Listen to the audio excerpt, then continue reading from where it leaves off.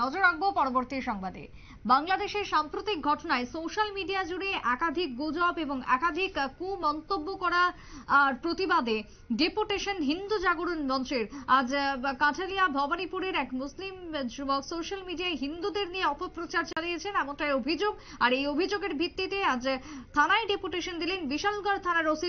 শরণাপন্ন হলেন হিন্দু জাগরণ মঞ্চ।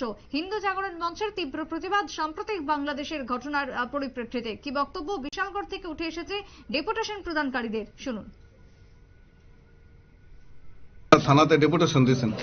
আমরা আইসি আজকে সিরাজউদ্দৌলা হিন্দু জাগরণ মঞ্চের বিশালগড় শাখা খণ্ড থেকে কাঠালিয়া ভবানীপুরে এক মুসলিম ছেলে মোবাইলে ফেসবুকে যে উস্কানিমূলক বক্তব্য রাখছেন, যা অনেকেই দেখছে। তো আমরা এই উস্কানিমূলক বক্তব্যের প্রতিবাদে বিশালগড় কেসে আমরা কেস ডায়েরি করেছি।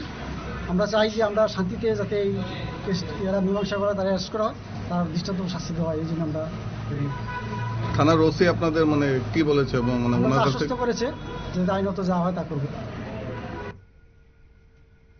আপনারা শুনলেন প্রতিনিধি দলের বক্তব্য। ঘটনার পরিপ্রেক্ষিতে সুষ্ঠু তদন্ত করা হবে এবং তারপরেই ব্যবস্থা গ্রহণ করা হবে অভিযুক্তের বিরুদ্ধে, এমনটাই জানিয়েছেন, আশ্বাস দিয়েছেন পুলিশ। তবে ডেপুটেশন হিন্দু জাগরণ মঞ্চের পক্ষ থেকে অভিযুক্তকে কঠোর শাস্তির দাবিকে সামনে রেখে বাংলাদেশের ঘটনায় যে বা যারাই কুরুচিকর মন্তব্য বা সোশ্যাল মিডিয়া জুড়ে যারা অপপ্রচার চালাচ্ছেন তাদের বিরুদ্ধে সোচ্চার রাজ্যের একাংশ জনগণ। ছোট্ট বিরতির পর ফিরবো, সঙ্গে থাকুন।